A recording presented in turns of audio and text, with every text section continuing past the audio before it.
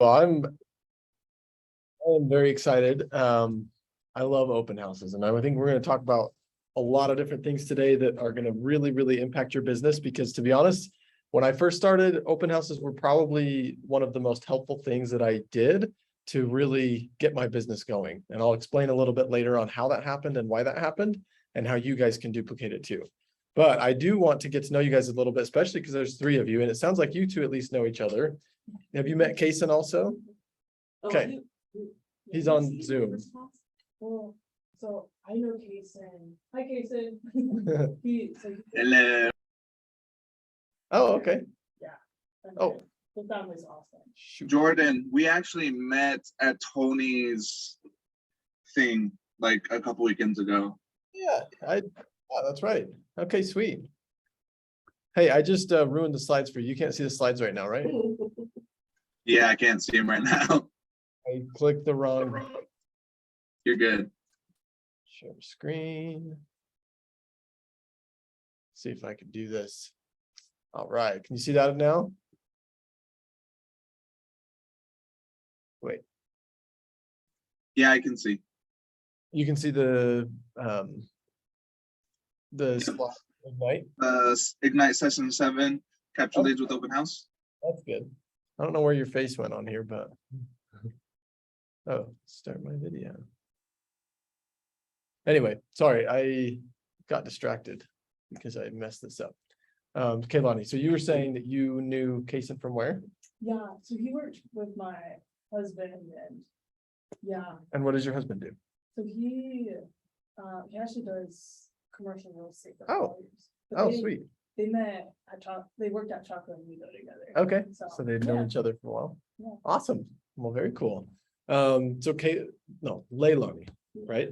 Leilani, what got you into the business? Why did you decide to become a realtor? So I went to school in Virginia.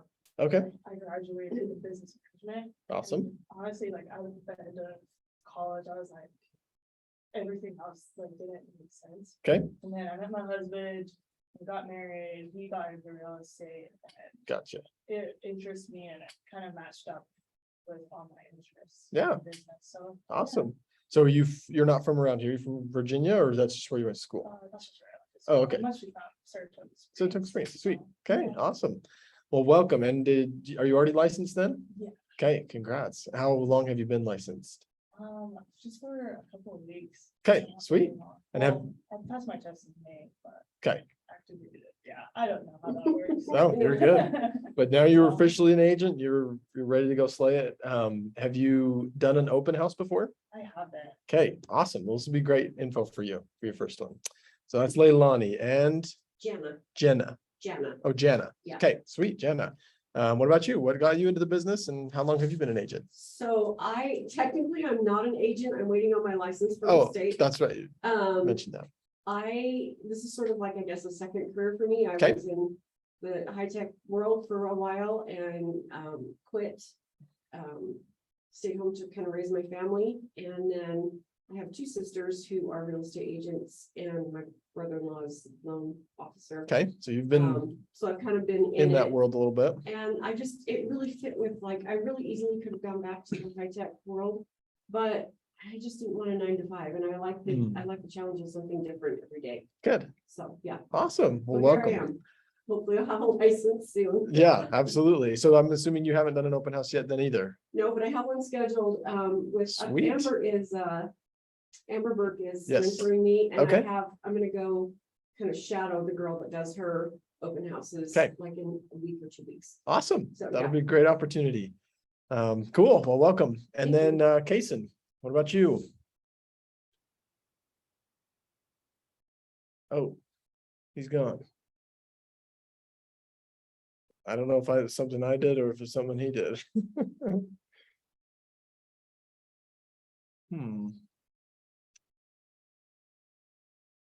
He heard all the nice stuff he said about him really long, and he was like, He's oh, like, I'm out "Ooh, of here. he's embarrassed." Shoot, I don't No know. worries, Jordan. Kason just got caught off. Oh, okay. He So- might be back. He might be back. All right. Well, we'll keep an eye on him if he does, and then we'll give him a chance to introduce himself. Okay, sweet. Well, if you guys don't mind, I feel like it may be helpful for you to kind of understand my background and stuff a little bit. Is that okay? So I got into business almost 5 years ago.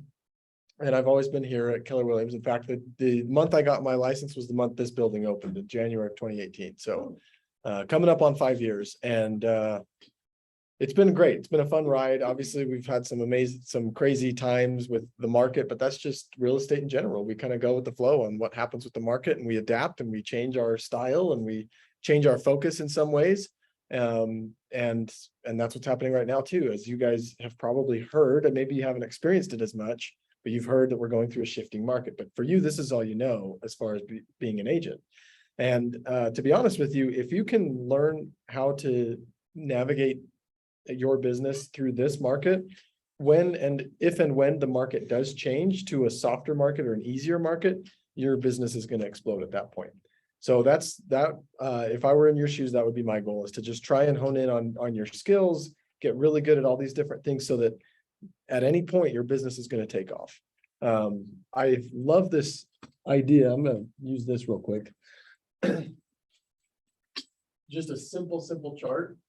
This is usually, and maybe you guys can think back on certain moments you've had in your life of success. This is usually how it goes. When you start something new, it's usually like this. Maybe you're getting a little bit better, and then all of a sudden you hit this big jump somewhere in this range, right? I don't know how long that is. It could be a year, it could be 2 years, could be 6 months. I don't know.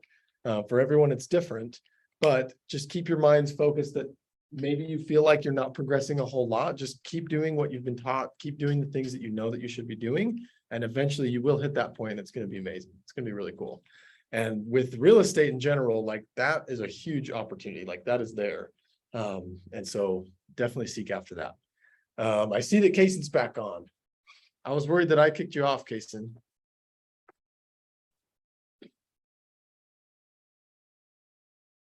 Can you hear me, Kaysen?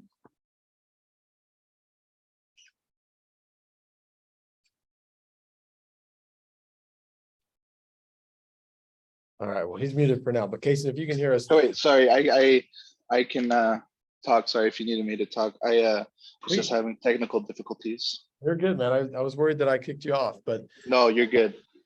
so Leilani and Jana just introduced themselves, and I started talking about myself a little bit, but I want to give you a chance to introduce yourself again with the group. How long have you been in the business? What made you decide to get into it? Sweet, yeah. So I got my license like 2.5 months ago, and I guess there's a lot of factors of going into this business for me. Like at the time I was thinking of quitting my job and trying to find something else to do. I wanted a way to like basically increase my pay. Like I wanted to make more money. I wanted to work harder because like at my job, like even if I worked as hard as I could, or if I didn't work as hard as I wanted to, I'd still got paid the same amount. So it didn't feel like, I felt like I was capped at no matter what I did. And then Leilani's husband was in real estate, and then I actually talked to them to see if I should get into real estate because that's what kept popping up, and he said I should go for it, and so I ended up going for it, and I enjoy it a lot. I like how there's like you can make basically as much money as you want in this business. Another thing I like about real estate is that you can get yourself like lots more time. Like if you do everything right, build your business, you can actually create more time so I can spend more time with my family, watch my kids grow up. And yeah, that's kind of a few reasons why I wanted to do real estate. All really good reasons. And have you had a chance to do an open house yet? Yes, I have done an open house. Sweet, just one? Yeah, I've just done one. Okay, and was that on your own? Was someone with you, and how did that go? Yeah, so I was with the listing agent was there. It was me, and then there was the a lender was there. It was in Daybreak. Okay. And it was cool. It was like I had a ton of questions for them. I guess at this time it was slow for everyone because We like texted out, or somebody sent a Facebook message out and asked everyone how their open houses are going. And then most people said they'd only get like 2 to 4 groups going in. Okay. And that was the same with us. But I mean, the good thing about it was I was able to like ask like the listing agent, the lender questions on like open houses, on kind of building my business, with the people coming in, like figuring out how what to do when they come in and all this stuff. And then a couple days before, I actually went knocking on houses around the area, sending out flyers and stuff. And so I think overall it was a really good experience. And the good thing too about open houses is that, well, whether you're the listing agent or not, I mean, it's good to like become in contact with just like random people looking for houses. I mean, it's like just an easier step of trying to be with a buyer, because they're already looking at houses and you're an agent. And I mean, like, you just need to make one more step and get them to like talk with you and get with you or whatever. But yeah, it was good. Hey, well, awesome. Well, thanks for sharing that experience with me. Some of the things we'll talk about are some of the things exactly that you did. And we'll talk about some of the ways that we can do them in a way that really is effective for you as an agent, as well as some other ideas too that we can do to really make an open house kind of maximize everything, kind of squeeze all the juices out of it as we can to figure out how we can profit as much as we can from capturing leads with open houses. So it's kind of what we'll talk about today. So I had mentioned that I got into business about almost 5 years ago, and that open houses were one of the most impactful things that I did for my business. And I would associate that. I'm going to talk a little bit about social media as well, because that to me it's a free way for you to market yourself to all of the people that know you. So if you're not doing anything on social media, if anything, some of these things we'll talk about today, hopefully will inspire you to do a little bit more and help you understand that you don't have to be this expert in real estate in order to appear like you're the expert. Not that we're trying to mislead anybody, but you've heard of being top of mind, right? I can't tell you how many of my first deals, and not just first deals, but even up until today, are not because they know that I'm their best option, although that's what I want them to feel by the time we're talking and have a consultation. But they first reach out to me oftentimes because that's who they knew when they thought, yeah, I'm ready to buy a house, or I have questions about buying a house. I see that Jordan posts all the time on social media. Clearly he knows what he's doing. I'm gonna reach out to him. And that happened really early on for me, within just the first few months of getting my license, when frankly, I didn't know quite what I was doing yet, right? But that's okay, because that's how it works. And so I was top of mind with people. So that's another piece that I'll want to encourage you guys to do if you haven't done so already, or to keep doing if you are. So without further ado, let's talk about open houses and why they're so meaningful and impactful for you, for the seller, and for anybody else. Trying to see how I can get to the next slide here.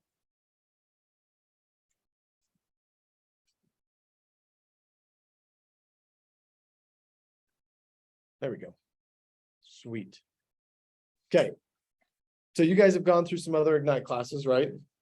The last couple looks like generate your leads, grow your database. Today, capturing leads with open houses. That's what we're going to talk. And next week or next time, they'll be talking more about social media. So I won't hit too much on social media, but I just want to point out a couple of things with social media as it relates to open houses. So maybe I just need to click. That is how you do it. Okay, sweet. This. All right, so this is what we're going to go through today. We're going to talk about how to capture leads with open houses, what that means, where to find them, some of the best practices surrounding open houses, how to prepare, prospect, and pursue open houses, and then the recap. So definitely there's a right way and a wrong way to go about open houses. Now, some of it is what you're comfortable with and what you feel like is the best time for you, like the best return on your investment of time. But there's definitely a wrong way to go about open houses. What would you guys assume, even though you two haven't done them before, What would you assume are some wrong ways to go about an open house? Let's say that you have a listing and you're gonna do an open house, what maybe are some suggestions of what not to do? Any ideas? I don't know. I guess don't greet people when they first come in. Is that kind of what you're looking for? Yeah, that's a great one. So if you're just sitting at your Just sitting at computer, your they come computer in, and waiting, You're like, just hey, like, how's it going? And then. they come in, they and they're walk like, out, What do I do? Yeah, 100%. Does that ever happen? sure. All the time. Unfortunately, all the time. Not every time, but if you go to open houses, and as you guys will with clients of your buyers, and sometimes you'll accompany them to an open house of someone else, you'll find that does happen, that someone is just at their computer and that they're just, doing whatever and not really paying attention to those that are in the house.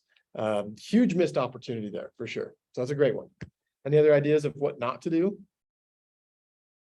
You're on the spot. Yeah. Oh my goodness. She gave a good answer. That's okay. You don't have to know. We'll talk about it. Okay, let's go to the next. Let's start talking about it. Do you mind if I get some participants? There's just a few of us for some of these quotes and stuff. If I can have some of you guys read this stuff. So sweet. Leilani, you want to read this one for us? Just to redeem yourself. Yeah, absolutely. You're good. You're good.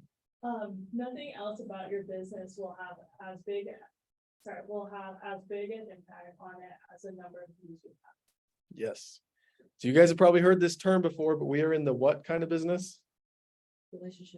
Relationship. Yep. Is that not right?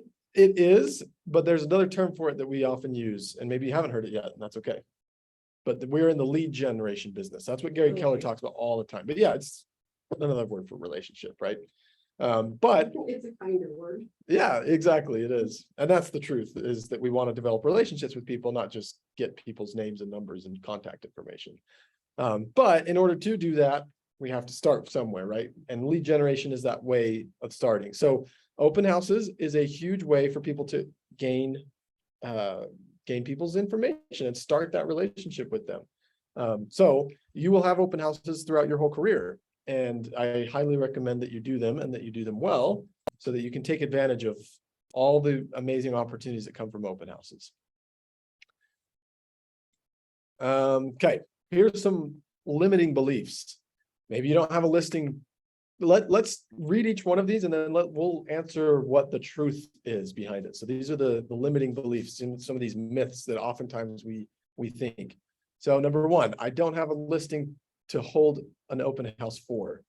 How do we dispel that belief? Can you only hold open houses on your own listings? No, like the one I did, well, I guess people like post it on Facebook, like, oh, does someone want to do an open house? Very often. So I'll tell you two major ways that you guys can do open houses for listings that are not your own. And I'm going to tell you why I think that's such a powerful idea. Number one is, yes, as Kason mentioned on the Facebook page. Are you guys all on the KW Facebook page? So oftentimes there will be people every single week, it seems like, saying, I've got a listing, but I can't do the open house. Anybody want to do it? As often as you can sign up for those opportunities, that's so much, that's going to help you out a lot. That's one place to find them. I think one other place that's even better is to go to either solo agents that are high producing in this office, and you can ask Shoni for some names of people that fit that bill, or even some teams that are consistently having listings that aren't able to fill the open houses that they need. Every brand new listing should have an open house, and in fact, every listing that's active should continue to have open houses as well. So there should be, especially now with more and more active homes on the market, lots of opportunities for you guys to find open houses to do. Personally, because I love giving back to newer agents, because I had some people do that for me when I was a new agent, and it made a big difference for me. Whenever I have an open house of my own listing that I'm not able to do, I first reach out to the Slack channel for the productivity team, which you guys are on, right? I don't think I am, because I'm being mentored by Oh, by Amber. Amber. So Okay, that could be true. on that. Okay, no worries. I think But yeah, I'm not on a lot of stuff because I don't have a license number yet. that's true. Well, you'll get there. No worries, but you'll have that opportunity. Okay. But that's where I go to first to say, is anybody wanting to do an open house, and then I can help you guide you along the way too. But yeah, there's definitely opportunities, especially that's one of the biggest perks to being here at KW Westfield is we are the highest in terms of number count of agents in all of Utah County. So the opportunities for those kinds of things are much higher here than they're going to be anywhere else. And I found that to be true. So one of the things that I did, and I mentioned this earlier, that really boosted my business early on was I decided that I was going to do an open house as often as I possibly could. When are open houses most of the time done? Yeah, usually on Saturday, right? From like 11 to 2, something like that. Oftentimes Friday nights are a good time to do them as well. But I made that decision that Saturday was a work day for me. So for my own personal family, we decided that our Saturday was going to be a different day of the week, a Tuesday or Wednesday, something that's a little slower for activity in real estate. And that was our decision because Saturday is obviously oftentimes we can be very busy because that's when other people are off of work and want to go see homes. And for me, so that I could be open to doing open houses every single Saturday as often as I could and as often as I found an opportunity. So I would recommend that's something you guys can do too, is to keep that time separate and save it for open houses so that you can find somewhere somehow to do an open house and kind of have that as a goal. Maybe set a monthly goal of how many open houses you want to host and do that. Any questions about that? Okay, now you have to get permission from the listing agent, of course, to do it. But if they're not already doing an open house, they're going to be happy for you to do it. So that's there. Okay, what about signs? What if you don't have signs?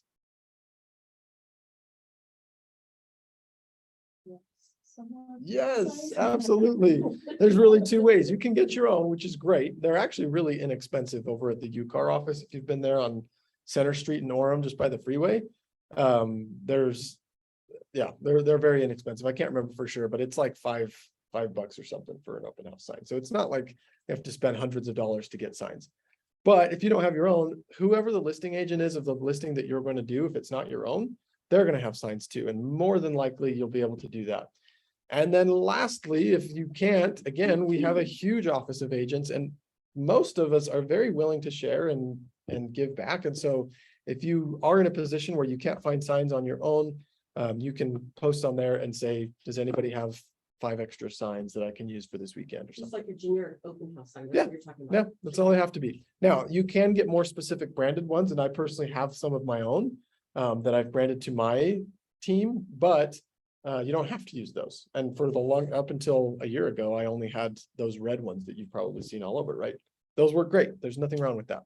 The idea is to make sure that you get people to the open house. So that's another one we can dispel. All right, what if I may not know the answers to the questions visitors have? Have you felt that before? Of course, like we're going to feel that all the time. You're doing something new.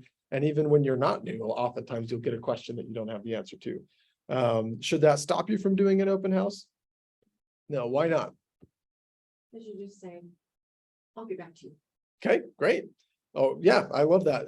Somebody told me early on to use the phrase, I want to get a second opinion on that. So let me speak to somebody and then I'll get back to you. That way it's kind of still shows them that you do know, but also you don't want to give them information that you're not, that you can't stand behind completely. But yeah, that's a great one. And then what happens? Let's see. I'm trying to figure out how to phrase this. In sales in general, doesn't matter what you're selling. In this case, we're selling homes, but in sales, do you think that there's, okay, what percentage of questions or concerns that people have that come into an open house that are repeated? Meaning that that's not the only time you're going to hear that in your career. You think it's going to be the majority of those questions, or are the majority of them going to be something that only for that specific person they're going to ask, and then you'll never hear that question ever again? I think it's going to be the majority. Yeah. Questions. Yeah, exactly. Most often their concerns or their questions are going to be the same over and over and over again. And so if you don't know the answers, well, guess what? This is now your opportunity to find out the answer so that by the next time you do it, you know what you're doing. It's the only way to get through it, right? You've got to learn somehow. And so that's a great way to learn. It's a learning opportunity for the times that you don't know the answer, but then you're going to find it and you're going to be better prepared for the next one. Okay, what about open houses don't really work because most people look online? You think that's true? Well, I think they start online, but Yes, like anything, like I have a hard time buying big purchases just online. Yeah. And I think that's the majority of people. So they want to like kick your tires, look around, dig in the Absolutely. closets, like that kind of thing. yeah, absolutely. And it's extremely rare for anybody to buy a house without seeing it in person, right? It does happen, believe it or not, but it's not very common. And so most often people are going to want to go and see it, especially if it's not like an investment property, it's a property that they want to live in. They're going to want to get a feel for it. So what are ways that, let's say you're a buyer, put your consumer hat on for a minute, you're out looking for a home and you're not working with an agent already. What are your options to see a house? How do you see a house in person? If you're not working with an agent, Mhm. well, you can contact the seller's agent. Okay, so you can contact an agent, including the seller's agent, and they could show it to you, right? You can do a private showing. And then there's open houses, right? Those are really the only two ways. You either have an agent show you, whether it's the listing agent or one you find on your own, or you go to the open house. And so often people that have this, I mean, sometimes people do have that belief they don't want to work with an agent, and that's great. But they'll go to the open houses, and so that's where you're going to find those people that are not working with an agent. And those are some of the leads. Other times it's just that they haven't really started the process yet, and so they're not sure who to talk to, but they see this house they want to go check out, and so they go see it. And those are what we call unrepresented buyers. Those are the golden tickets to the open house. Like that's the major reason why agents like us want to do open houses, is to find an unrepresented buyer that you can talk to and nurture, and then eventually have that relationship with where you can represent them in a house purchase. With that said, how often do those people end up buying the house that they came to for the open house? You think it's common, or is it not so common? I think it's common. Okay, Yeah, okay. I would say from my experience, it's not as common. really. Mhm. But, because here's why I think, here's my own theory of why that happens. So you've got signs pointing people to your house, right? When they see that first sign on the freeway, do they know anything about the house other than roughly where it's located? Do they know if it's a condo or a mansion? No. They have no idea. Yeah. When they first see the signs, as they get closer, obviously they'll start to get an idea. Okay, it's probably a house now. Okay, it's a townhouse, whatever. But they don't know. And then once they get to the house, let's say that they start walking through it, before they even see the house, how likely is that to match all of their needs? Oh, not likely. It's probably not likely, because it's not like they saw this house before. They just saw the signs and are directed to it, for whatever reason, decide to pop in. Most of the time it's because they are in the market, but that doesn't mean that that house is going to fit their needs. And so that's why oftentimes people that come to the open houses that are unrepresented, that did not see it online, are there to look for a home, and it's more than likely not going to fit their needs, but they need an agent to help guide them to find the house that fits their needs. So signs to me is a huge thing, because oftentimes I'll see agents put 3 signs up and that's it. Well, guess what? If we can put, I'm a big fan of putting 15 to 20 signs. I know that sounds crazy, but if you do that, well, after what we just talked about, why do you think that's a good strategy? Because they won't get lost. Okay, they won't get lost. What else? Marketing, because if your name's on the side. Yeah.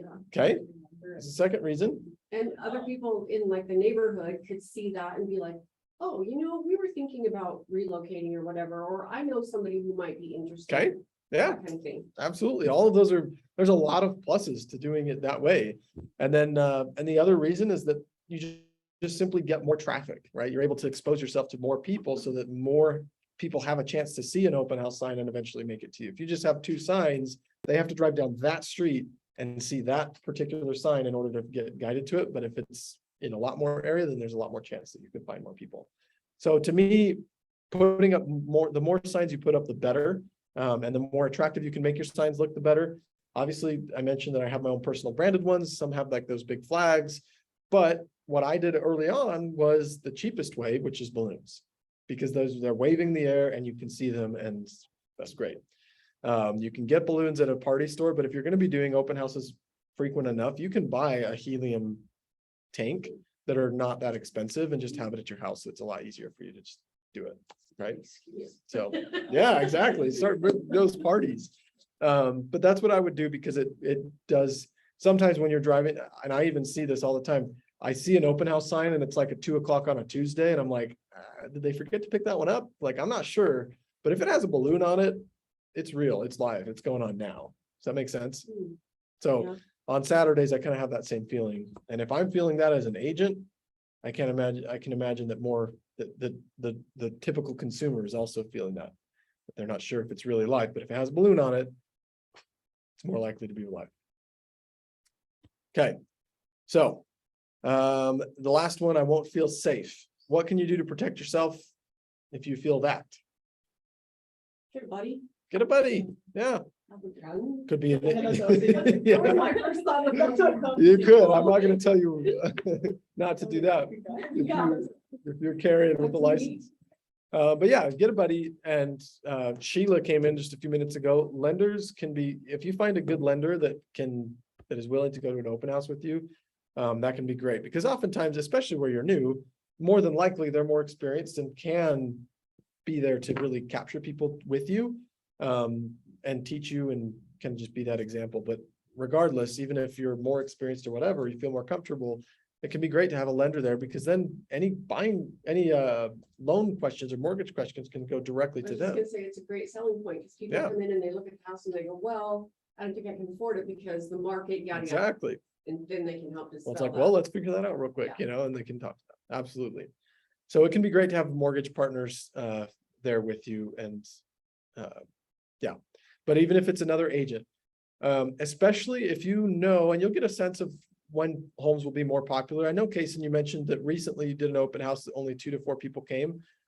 Well, I'll tell you, I did an open house 4 weeks ago for a home that we're closing this week, and we had 30 different groups come in this market. So that can still happen. Part of it was the signs and all the stuff that I did to prepare, and we're going to talk about more of that today. But the other part was the home itself. It was a single family home that was in good condition for less than 400,000 in American Forks. It was an old 1924 home, but it was in good condition. So that home's definitely going to get a lot more traction than a $400,000 townhome is going to get today, because there's less of those and a higher desire for people to get those. So when you know you have a home that's going to have more traction, it's extremely helpful to have another person there, because can't tell you how many times I thought, oh, it's not going to be that busy, and then it is busy, and we have people coming in all the time, and I can't keep up with everybody, and I can't have conversations with everybody, and so I'm skipping people just because I'm already talking to this person, and so it can get kind of messy. But there are times, other homes where you don't have as much traction, and so maybe you're okay to do it just on your own and not have to worry about it. But any questions about that stuff? Okay, sweet. Oh yeah, click. Let's go to the next one. All right, this one's fun.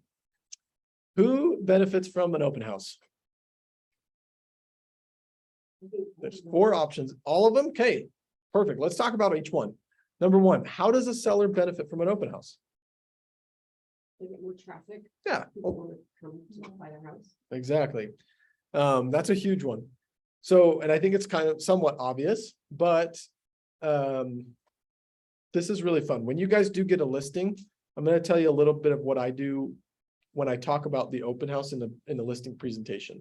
And I'm not going to go into depth of what a listing presentation is, because either you've already talked about that or you're going to be talking about that soon in another Ignite class. But after asking a ton of questions about marketing and about their past experiences and really going in depth on my questions, at the end of the presentation, when I actually present, or at the end of the consultation is when I actually present, this is how I go about things, and what you said here, kind of tailor my presentation to whatever was important to them at that time, right? So, oh, you're good. Sorry, thanks. So when I talk about open houses, though, I mentioned to them, and I'm very upfront and honest, that there's really 2 main people. I know here there are more, but to the seller, all I want to tell them is that there's 2 people that benefit from the open houses, and that's you as the seller, and we talk about why, and I ask them if they already know why, and they say the same thing. Generates more traction, gets more people interested. All of that is true, and that's 100% true. The other person that benefits is me as the agent. Why do I benefit as an agent from an open house?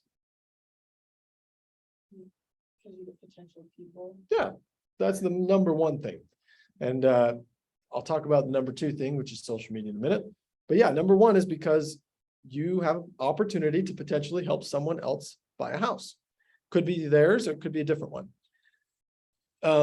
Obviously, your priority when you're talking with a seller is to what? To help say how to benefit them. Yeah, and to, Don't care how it's gonna benefit you. yeah, I would say that's true, but. And in terms of the house selling, like your priority, if you have a buyer that's interested potentially in that house, your priority is to sell that house, right? Like you have a fiduciary duty to sell that house. And so if you have a buyer that's interested in their house, then great. But if that house doesn't match their needs, then clearly like we're not going to convince them to buy a house that they're not willing to buy. We're not selling pens, right? Like it's a lot bigger deal than that. So, but I tell them and I say, there's two people that benefits you as the seller because it generates more traction. Now put your guys' hats again as a buyer. Let's say you go to a house, you go to an open house, you're interested in this house. It seems like a nice house, but you're the only person there at the open house. You come in and by the time you walk out, no one else has come. But you do want to write an offer on that house. How strong of an offer do you think you're going to write? Compared to if you walk through the house and there are 30 people going through in and out of that house, you walk out and say, I do want this house. I want to write an offer. Which offer are you as a buyer going to be more strong on? One with 30 people. Yeah, the one that you clearly saw that there was a lot of attention. Now, what is your assumption? All these people that are there are doing what? Potentially. They want to buy. Yeah, they're your competitors Yeah, as a they're buyer. competitors. Okay, so the more people we can get to the open house, the better. Is that true? Mhm. We all agree? Again, this is my conversation with my sellers in my listing appointment. We talk about that. So how do we get people to the open house? Well, obviously we post it online. That's the majority of people coming to open houses first found it online, whether it's Zillow or MLS from their realtor, it doesn't matter. Most people are there. I talk about my signs and say the other way is to get more people through a lot of signs. I don't just put 2 signs up. I put a bunch of signs and make sure they have balloons and stuff so that people see that it's a real open house happening now. And the third way is, I think you mentioned, and Kaysen has done this, delivering flyers the day before. There's 2 reasons why that's really helpful. Number one, oftentimes it's probably about 7 or 8% of the time, word of mouth is the source that somebody found the house that they bought. Meaning, if a friend or family member of somebody, one of the neighbors is looking to move and they say, hey, this is your chance to pick your neighbors, I tell it. And so it's not very often that happens, but hey, if they know of somebody that wants to buy their house, then great. This is where they can come to the open house for that reason. So we want to deliver flyers for that reason. Is there any other reason that a neighbor that you guys can think of might want to go to the house that their neighbor is selling? Because they're looking to sell. Exactly. They want to know how much their house. That's the most exciting one for me as an agent. There is a huge chance that they want to come through the house simply because they want to see how that house compares to theirs.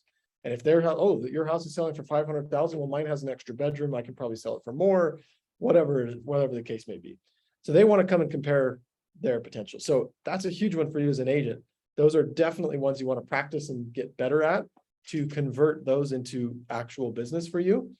But ultimately that happens when you deliver flyers and you're having conversations and actually knocking doors with people in the neighborhood.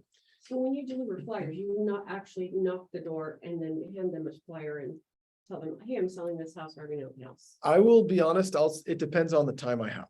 Okay. In a perfect world, if I have all the time, then that is the best, in my opinion, to do is to knock the doors Right. and to have a conversation with somebody and just say, hey, we're just delivering a flyer. I've got an open house for this neighbor. Who do you know that may be interested in buying a house? And that's how I start the conversation.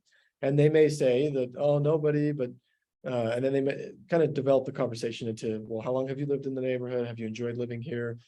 Oftentimes I'll ask, what are some reasons you chose to buy this house that I can help other buyers know about the neighborhood, right? Does that make sense? Mhm. So that they're engaging with me in a way that they feel not threatened because I'm not trying to be like, hey, come buy this house or Yeah. hey, let me sell your house.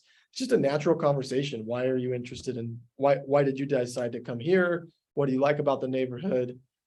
And then as that conversation evolves, I'm able to ask a little more pointed questions about, what are your guys' plans? You guys plan to be here for a while, and start kind of with that.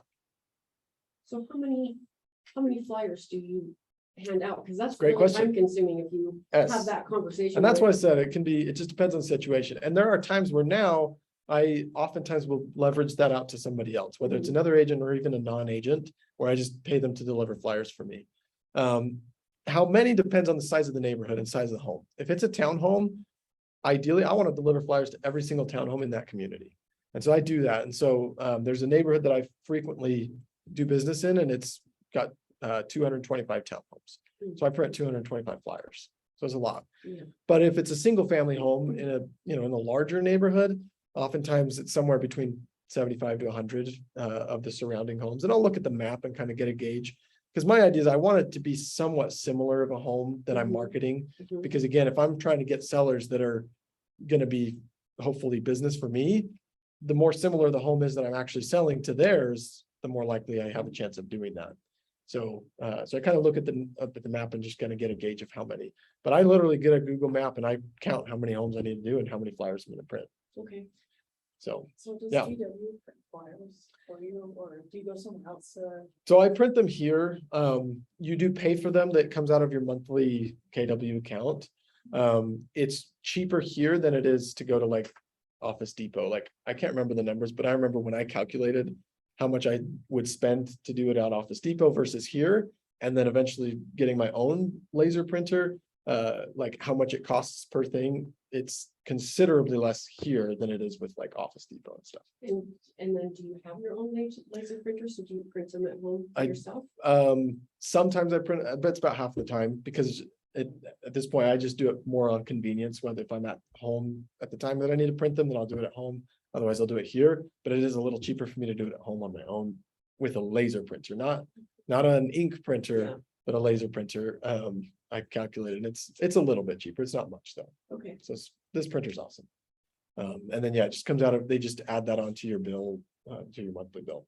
So it can get pricey. I mean, it's, for printing 200 flyers, it could be $20, $30. So if you're doing that a couple times a month, like it can add up. Mhm. But I definitely think like this is one of those places where I feel like this is money well spent because think about it. If you spend even in a year, $1,000 on printing, which you're not going to spend that much.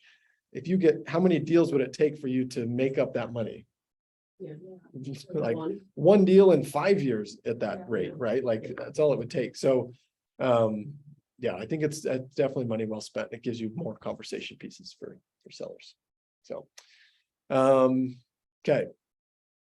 Let's see. So yeah, in my conversation with the sellers, I talk to them and say, there's mainly two reasons. There's two reasons why I want other people to come to your house. Number one is because they could be potential buyers, or they could have a friend or family member that's thinking of buying. And number two, it's an opportunity for me to potentially help someone else sell their house. But why would the sellers care if somebody's just interested in potentially selling their own house? Why would it matter to them if they still come to the open house? There's still a benefit for the sellers. I don't know, generate more buzz, more. Exactly. I love that word. That's a perfect word. It generates more buzz. There's more people there. Remember a minute ago, and I asked, when you're a buyer and you see 30 other people at an open house, you assume that all of them are there for the same reason, and that's to buy the house. But what if only half of them were actually there for that reason? Does it matter? Doesn't matter. Doesn't matter. Because that's not the same. Yep. So that's what I tell the sellers. And when I have this conversation with them, you can feel them get excited, and they think that I'm awesome because of that, right? And they're going to think you're awesome because of that. It's like your idea is to generate as much traction as you possibly can in that open house. I don't care how many people are there. I don't care if you have your friends or family come. In fact, I want them. Then what I tell them is my social media. I post on social media, and I was going to share this in team meeting yesterday. I don't know if you guys were at team meeting or saw it yesterday, but you were. Sweet. You were there too? Cool. So I talked about it a little bit, but we ran out of time and I was going to share this, but now I get to share it with you guys, and it's a little more special. Because this is one of my little secrets. I don't know how many other people do this. I've never heard of anyone else doing this, so you guys can do it. But I want my SOI, my friends, family, to come and see me do business. I want them to come and see me at an open house. Again, for the sellers, there's a benefit. The more people that come, I don't care what they're there for, the more buzz that's created, the more that buyer feels, if I want this house, I'm gonna have to offer really strong, right? So what I do is on my social media, the day before an open house, I say, if any of my friends, I'm doing this open house, if any of my friends or family come to see me at an open house, even if you're not planning to buy, I'll give you a $10 gift card to the movies. And I pay them. I have those gift cards in my bag so that when they come, I give it to them. Why do you think that matters? Why do you think I do that? Well, because it goes back to more people, more buzz, more, Yep. more traffic. So it's benefiting to the sellers. Yeah. So yeah, I definitely want to tell the sellers this is something I'm doing because I want them to see that I'm taking more steps than what most agents are going to do to get people into your house. Like this is really important. So yeah, that's the benefit for the sellers. What about the benefit for me? Well, it could lead to more leads, like they may Totally. go into the open house thinking, I don't really know anybody. Yeah. And then like, I don't know, a couple of days later, they go, oh, wait a minute. Mhm. And you're the one that's gonna come up in their mind. Yeah, exactly. It's an excuse for me to, again, add value to somebody, just something fun. Generally people like going to see a random house. Like we get to do that all the time. They don't get to do that all the time. But I've also found that oftentimes that's when I first realized that, oh, so-and-so's thinking of moving. I didn't even think they were ready to move, right? Because they come to an open house. Oftentimes they come to it because they're kind of in that mode of, yeah, we're thinking about moving or whatever. And so then it's a chance for me to talk to them and say, hey, what are your plans? Are you guys happy with what you're at? Whatever.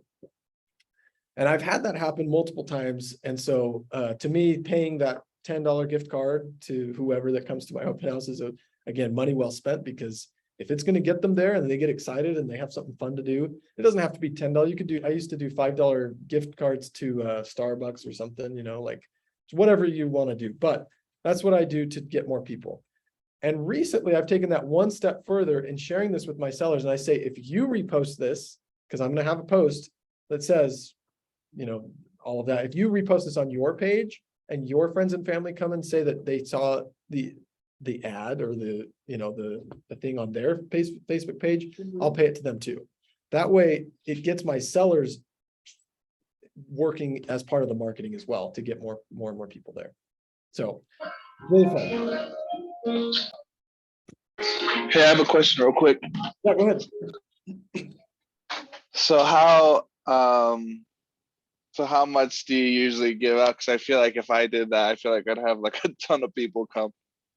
Or do you expect a ton of people coming and not as much come, or? That's a good question. I think the most I've ever done, and yeah, and maybe you just do 5, whatever you're comfortable with, but Yeah. I think it would serve the same purpose. But the most I've ever had of my own friends and family is probably 4 or 5. So it's not like I'm paying hundreds of dollars each time. But at the same time, I feel like even if they did that, I think I'd be willing to pay it. Maybe, I don't know.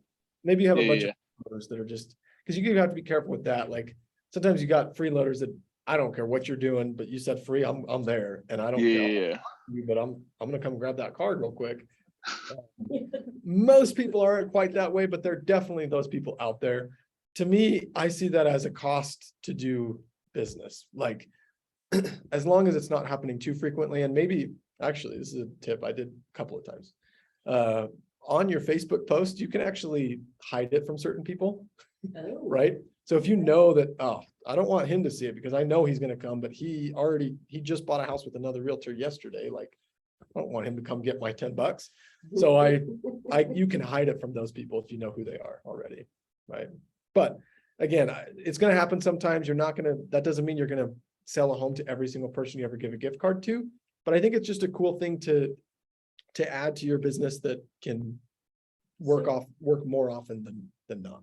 How far like into your business did you start doing that? So for like someone like me who's never had a sale or anything, that's like for me, you're already putting up a lot of money. I'm just wondering, is it worth it then, or do I wait for a little bit until I get some momentum and have some cash in the bank? Is that? Yeah, that's a great question. I'm glad that you asked. I started doing that about 1.5 years into it, but that wasn't because I didn't think, it was only because I didn't think of that until then. I had always posted, hey, I'm doing an open house, come and say hi. But I just realized like people don't come very often. And so I'm like, what if I just add just a little extra juice to it? If you're in the area, swing by, come say hi, come grab a cookie, like whatever. And so yeah, I mean, you can do your own gauge. Again, this isn't something that I feel like a lot of people do. This is something, I'm the only one that I know that does this. And so, yeah, that's only been my experience, but definitely you do have to be careful, especially as a newer agent, where you're spending your money. And in this market shift, we all need to be very careful because not everything has a return on its investment. Right. And so it just depends on how often, how much money that is. So maybe start with 5 if you want to do it, and then just kind of see how many people come. Because if only 3 or 4 people come, then maybe that's not a big deal. But yeah, if you have like 50 of your friends say, hey, you owe me a gift card, Yeah. I don't know, maybe you're getting yourself into trouble. I don't know. But again, even that, in my opinion, my personal opinion, I would love to pay $500 in gift cards for people that came to see me at an open house when I know they're my friends and family, because it's an opportunity for me to do my job with them and have me as top of mind. So, because all it takes is one deal for it to be like, well, that just paid for gift cards for 6 years, or whatever, Mhm. for it to be worth it, right? So I don't know if that really answers your Okay, question. But definitely be careful, especially in this market with the potential recession we're in or whatever. Be wise. Go with your gut on that one. But yeah, just a fun way to kind of get a little more juice to the open houses. Let's see. Okay, we talked about it could benefit the neighbors. Any ideas on why it would benefit the neighbors themselves?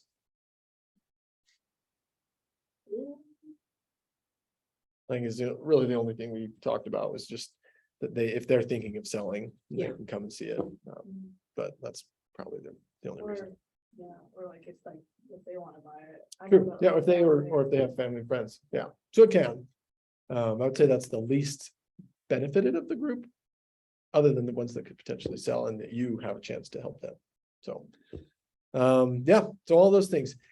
Now, the other thing I tell my sellers is that in this market, like my idea is to do everything we possibly can to sell your home. And if for whatever reason it isn't selling, well, at least we know we've been doing everything. So it's not like we're going to think 2 weeks from now, like, yeah, we should have done more marketing or we should have done a better open house. Like, no, like we're going to do it that way. And that's the way I run my business. And a lot of agents do, is just that, like, I don't care what kind of market it is. I don't care how popular the home is going to be. I will not skip steps. I'm going to do all of these things for every single home so that you have full confidence that not only your home sold, but it sold to the highest potential buyer, because we did everything we possibly could.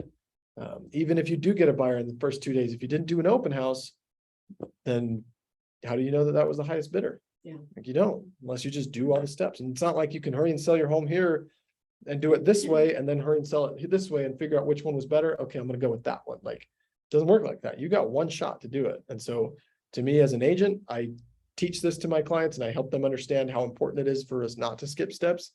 Also, so that if they're meeting with other agents, if their process is nowhere close to this, or if they don't talk about open houses, because I'll ask them like, oh, you talked to so-and-so, great. What did they say about their open house process? Like, oh, I don't even know if he does one. Okay, no problem. It's good to know. But now I'm talking about open houses and they know how important it is. So if that agent's not doing it like I'm doing it, that gives me more credibility. Right. Okay. So now, with the exception of the $5 gift card, all of these things are free to do, right? These are all things, I mean, delivering flyers, I guess you have to pay for flyers, I can't say free, but they're very inexpensive. Free-ish. Yeah, free-ish. They're very inexpensive, but knocking doors, having conversations with people. On my open house flyer, when I was a first agent, I felt like every single time I had an open house, I had to start from scratch and create a whole new flyer every single time. And I don't know at what point I realized like that is the biggest waste of time I could be doing. I created one flyer, and when I had a new open house, I changed the photos, changed the address, changed the date, and I'm done. Like it's a lot faster. So I'm highly a fan of systems and leverage and just making things as simple as possible for you. And that doesn't mean you can never tweak it, but you're not sitting there for an hour every time you get a new open house. And so you do flyers and you do the process and it makes it a lot easier for you. So with the flyers, does Keller Williams have like a page where you can go in it? Yeah, in Command, there are templates. But I don't know, my style is different. I don't love the templates that they have there. So I just look either on Canva. Canva has some. If you guys used Canva before, that's so awesome because and you can do the free version and it's great. There's a lot of great things on Canva.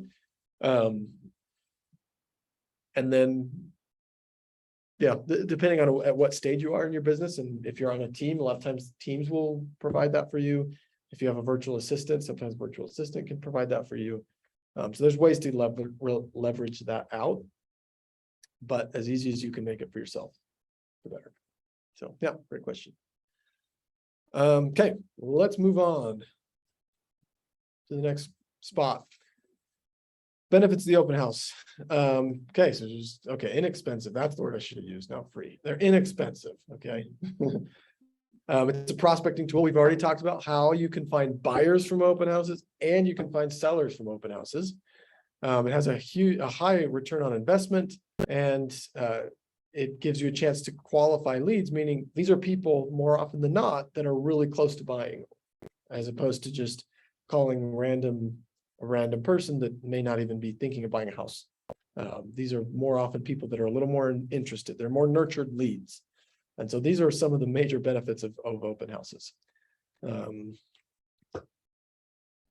any ahas for now?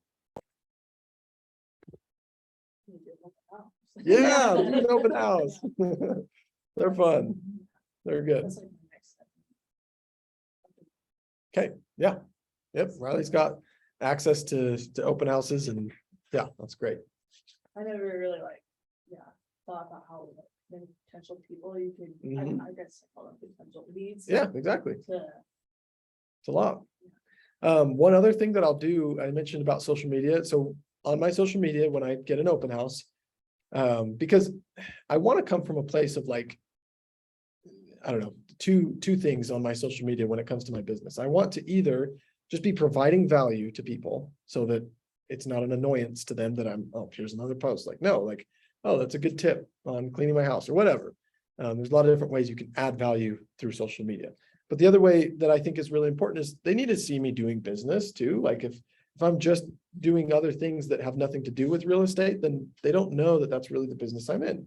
And so I want them to see that this is something I'm actively doing. So what I would do, and it's almost embarrassing now to think back at my videos that I did because they were such bad quality. And like, I'm not great with presentation and with, being on the camera and stuff.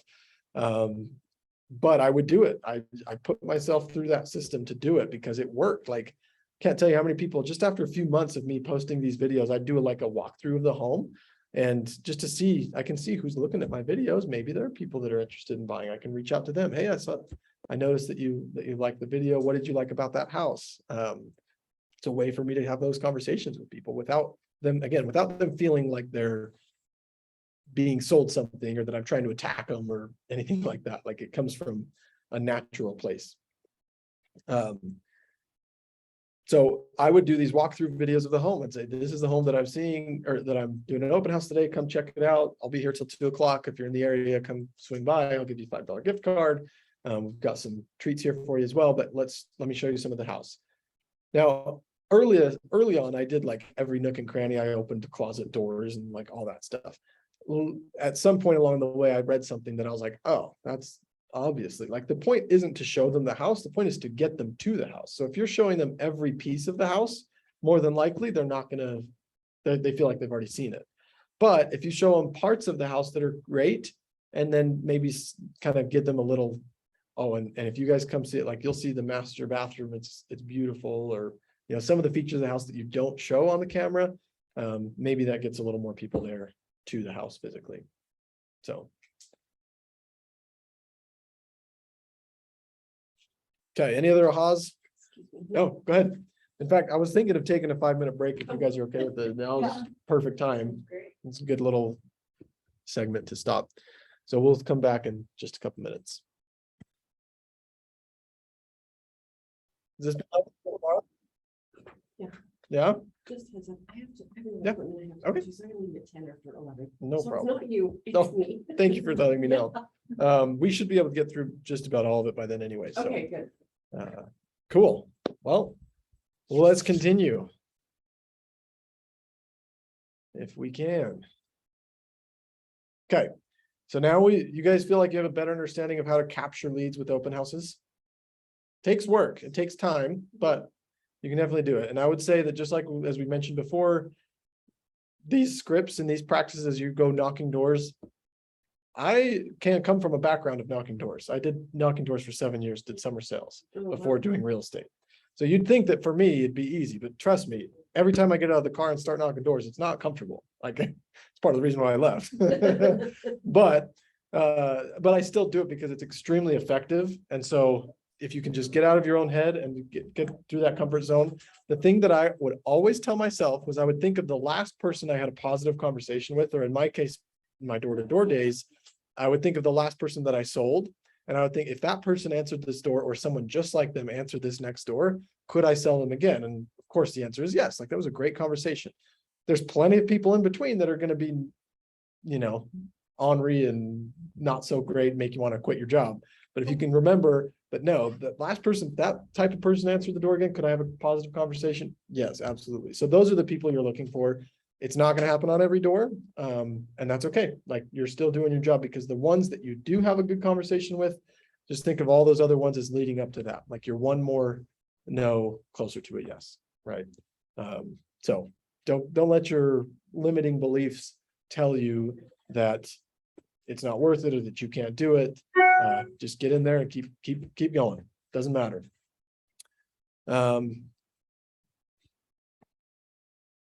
All right, let's continue. Okay, so let's talk about setting goals. I think we briefly mentioned earlier that one thing you could do to set goals was about what? Maybe how often we host an open house. Yeah, that could be a great goal. So that's what we talk about in KW, one of our, what are they called? One of our beliefs, one of our values is to be purposeful, not entrepreneurial. And one of those is by setting goals and like getting accurate, finding a plan to make those goals happen. So yeah, whether that's four Saturdays out of the month, or maybe a weekday and whatever, that could be one. Okay, pick the house. These may come to you as you are reaching out to other agents that have open houses, and you take the one that you take. You know, you can pick the house that you feel like you can get, and that might be your best opportunity. Sometimes it may be the only one, and that's great. But once you pick the house, then you kind of look at the market. So you prepare. What are things that you need to do to prepare? First step is probably the flyers, right? If it's not your own listing, you may want to get pictures, have the listing agent send you a few pictures of the house so that you can do flyers.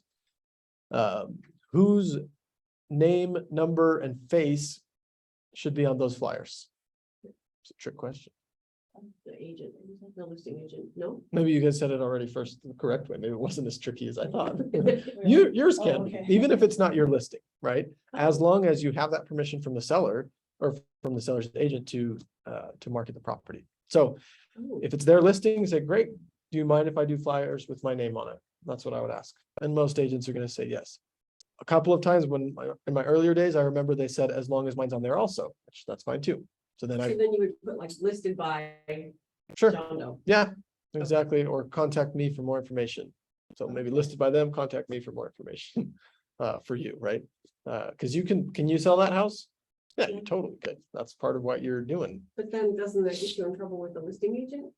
Not if you, I don't think so. Not if you ask them, like if you already ask them that if your name can be on there, then I think that's fine. So what I'm saying is your name's on there and you say, contact me for more information, meaning me, my information. Yeah. Then they say, well, we want to put an offer on this house. Perfect. They're doing that So- through you. So then they do that through me, but then doesn't that put the listing agent out? Do they get like how does that work? Do they Yeah. get anything out of it or? No, only they'll sell the house, so they'll get their commission from that side, right? But not from the buyer side. And that's totally normal. I have heard, and I don't know if this is even if most people do this or not. I feel like I remember somebody saying at one point, not to me, but to another agent that was doing this, that they had a process of if you find a buyer, then they needed a cut on that from the open house. Oh, I think most agents are not that way. So maybe it's Yeah. worth having that conversation with them and just say, what if I do find a buyer? And just ask them and then see what they say. If it was me, I would just be like, that's your buyer. Like, you're doing the work for it. You deserve to get it. I get that it's my opportunity, but if I'm not going to be the one delivering the flyers, then why would I be the one Right. getting paid for the buyer that you find? Okay.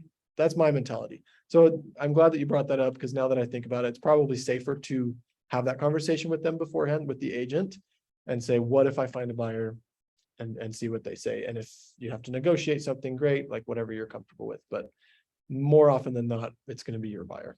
And they're Because fine they with still that. get paid on their end. Exactly. Yeah. And so it wouldn't matter if it was me who found the buyer or a totally different agent. And ultimately, in our brokerage, in the state of Utah, it's possible, but in our brokerage, you can't represent both sides anyway. Mhm. And so even if they wanted to, they can't.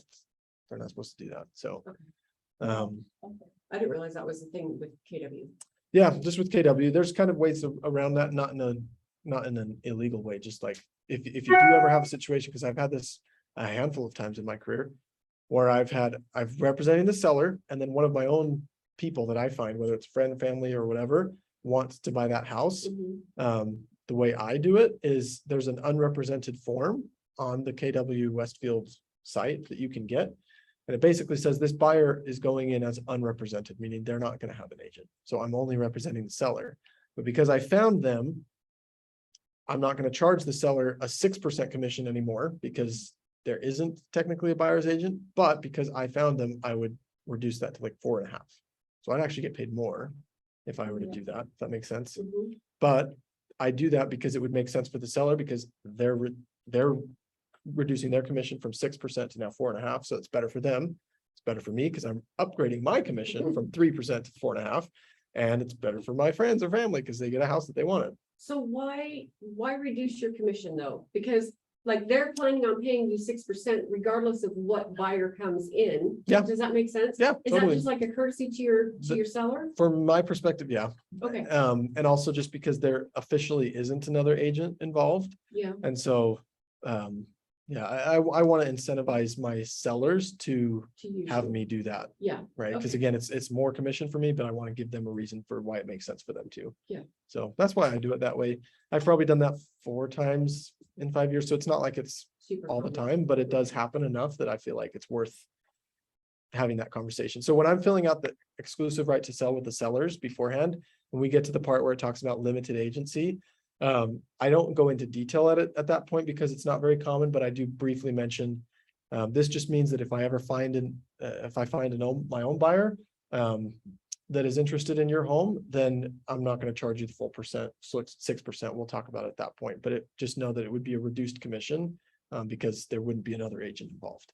And at that point, they're just like, oh yeah, great, that's cool.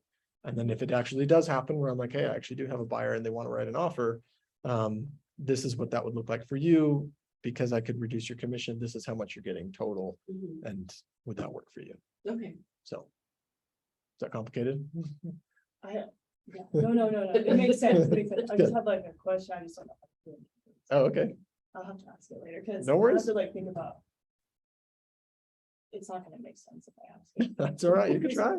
Okay, wait, never mind, I'll just ask it. Okay, later. you're totally fine. Totally fine. Okay. So we're talking about preparing for the open house. So you've got an open house, you know the house, you figure out how many flyers you're going to deliver, when you're going to deliver them. I usually like to do it on Thursday, but sometimes if I have to on Friday, that's fine too. But I think 1 or 2 days in advance is plenty of time for people to come see it on a Saturday. And then make sure that you you have your signs ready to go. You know where you're getting them from. If you're doing balloons, you need to know where to get those. If you're going to pick them up from a store, I would just do it Saturday morning. But you want to make sure that you leave with enough time to do all of that. And it's, you can't leave with 10 minutes to spare. Like you've got to have enough time to go get the balloons, put them in your car, figure out how to tie them to each of the signs, put up the signs. What I do, and probably most agents too, is I actually on my map will circle where I'm putting the signs, especially if I'm putting up a bunch of signs. I don't want to forget some of them. Mhm. I know that there's actually a sign near my neighborhood that has been there for weeks and it says open house, and I guarantee it's not going on. So somebody just forgot to pick it up. So I put it on, just I don't want to lose any signs. And so I put it on my map where I'm putting them ahead of time so that I can remember at the end where to pick them up. And I count how many I put out so that I make sure, but the little inventory when I can pick them up, that I have the same amount. The other thing that I do sometimes, and again, it's all about time, because if we had all the time in the world, then this would be another great thing to do. When you put on signs, I've had only one time where my signs, when I came back to pick them up, were all reversed. Like some kid or somebody came and switched it. So that was kind of lame. Only once. Hope that doesn't happen. But I have had a couple of times where they've actually been picked up and put on the ground on the sidewalk, meaning the seller or the owner of that home did not want my sign on their yard, and so they took it up and stuck it on the ground. Right. That has happened a few times, not a lot, but it has happened. So ideally, if it's not like this random public street, if it's somebody's yard that you need, it's like a corner and it's a perfect spot for the sign. Ideally, go knock on that door and just ask them, hey, do you mind if I put a sign in the yard? Maybe even give them a little baggie of cookies or something. And it does two things. Number one, how often do you think that homeowner has had an agent knock on their door to ask permission to put up a sign? Probably not a lot. Like hardly ever. Yeah. And the times that I've done that, I've had really positive conversations. I personally haven't gotten a deal out of him yet. But I know that could totally happen, because I could see that shows a little bit extra. So I put my card on it, and then give them a little baggie of treats or whatever. You could do that. And ask for permission to put the sign up. And they're not going to say no at that point. If you're asking permission, it's going to be fine. So anyway, figure out where you're going to put them. If you want to talk to the neighbors, to ask them if you can. It's just another opportunity for you to have a real estate conversation with somebody. They may even ask about the home and say, oh, cool, what home is it? Maybe I know the home. And then you can ask about that. What are their plans? If they know of anybody, if they want to come see the house, like same conversations you're having with your door knocking, you could have at that moment when you're putting up a sign. Okay. With the environment at your open house, I like to have music.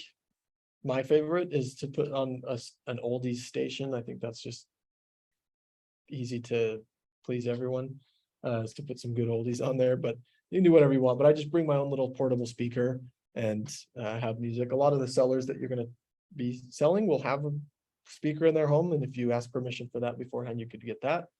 Sometimes it's helpful to have the Wi-Fi password too, because then you can more easily navigate what you're doing. But yeah, that's preparing. Okay, then you pick the time. Doesn't matter so much, but I like 11 to 2 is my standard. Unless I have a reason to do it different, but 11 to 2. Do you find that's the most successful time for you? I think so.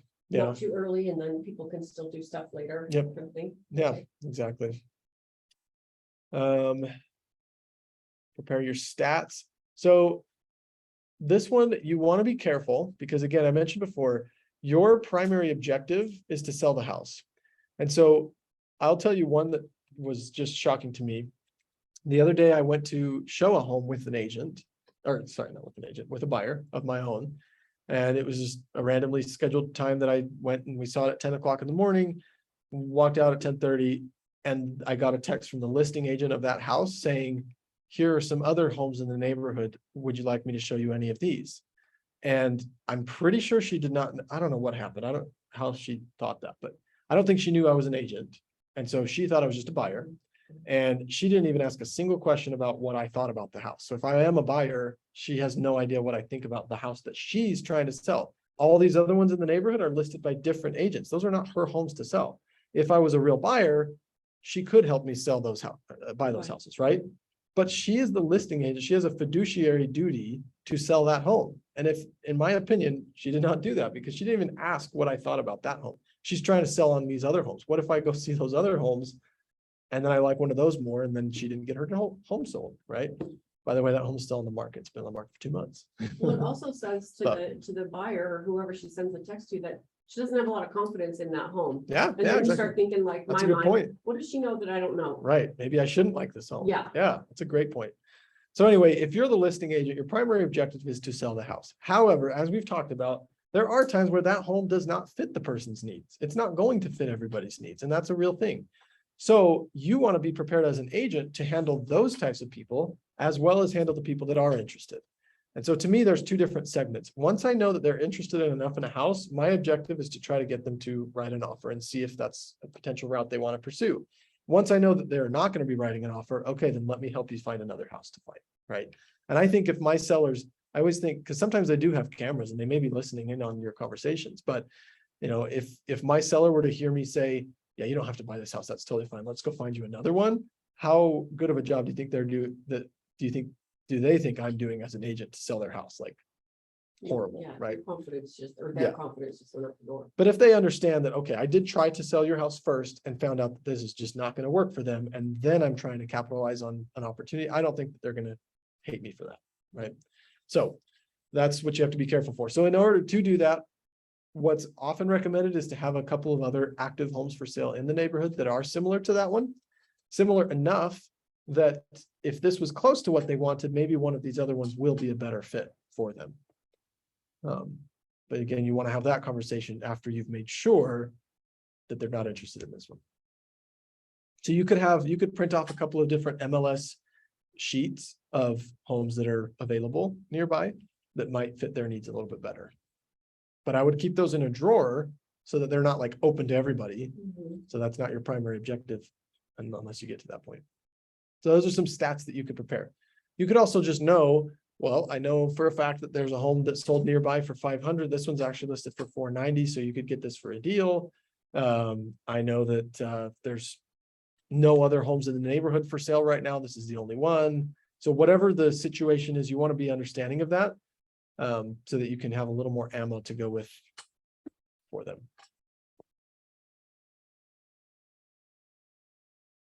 Okay, then be safe. These are some suggestions on how to be safe. Use the buddy system. We talked about that.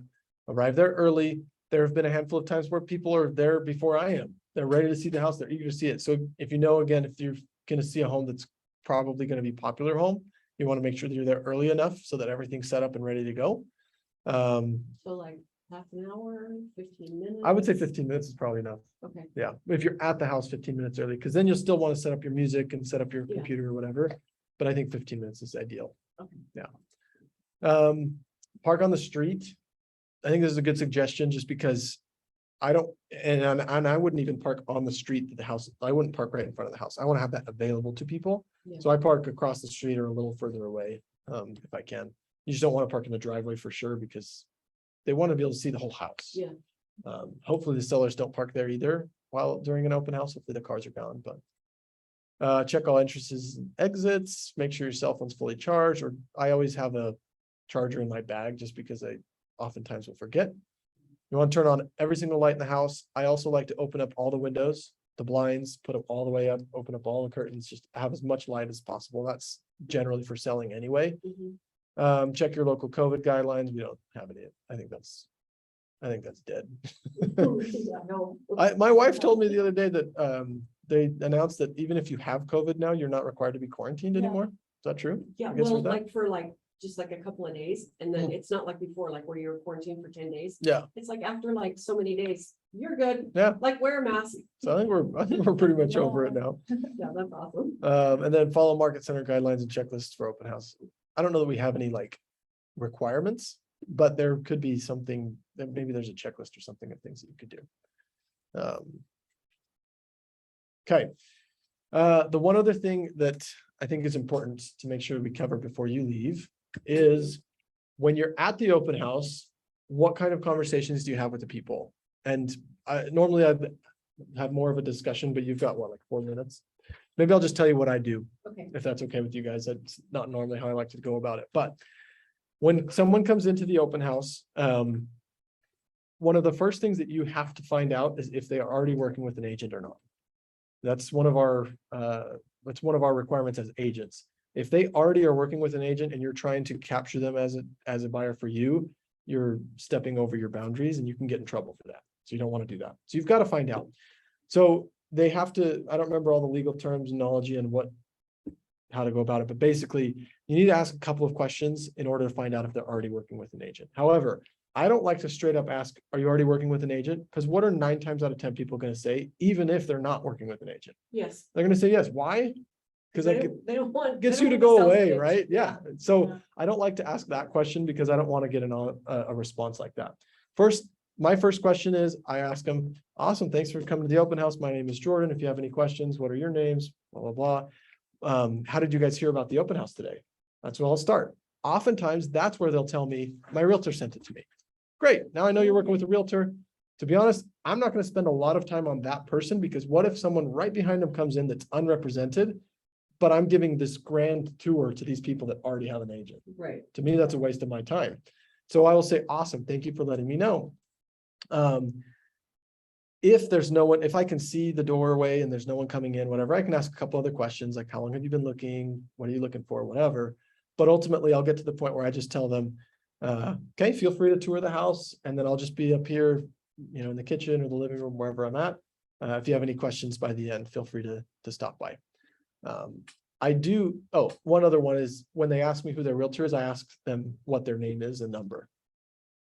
Sorry. So if they say my realtor sent it to me, I'll say, awesome. And what's his or her name? And that way they can tell me. And that's who I write down on my open house form of whether you do it on your computer, on a paper, whatever. For now, I just do it on a paper. I put down who came, but if they already have a realtor, I just put down the realtor's name. You don't put their names at all? Yeah, that's true. I do put their names if I know them. Sometimes if it's busy, I don't even get the chance to know their name, but yeah, I put down their realtor name because that's who I'm going to reach out to follow up with later in the day to say, hey, your buyers, Jake and Sarah, came by the open house today. Have you had a chance to talk with them and know, what are their thoughts about the house, whatever.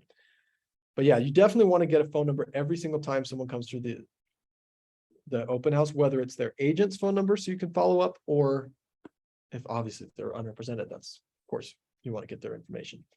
But let's say that they said, oh, I just saw the signs and came in. And then I don't want to just straight up ask, so are you working with an agent or not? I ask other questions that will give me that answer. So you saw the signs. Awesome. Have you been looking for a home for a while? What other homes have you seen? Probably the biggest question that will guarantee me if they're working with an agent or not is, have you put in any offers for a home? If they've put in an offer for a home, they've got a buyer broker sign with someone else. And I can say, how long ago was it? And they may say, oh, I just put another offer in this weekend. Like, that kind of gives me an indication that they're working with somebody. But if their answers are kind of like, oh no, we're just kind of looking, we're just starting out. Maybe I'll ask them, where are you at with the process of looking for a home?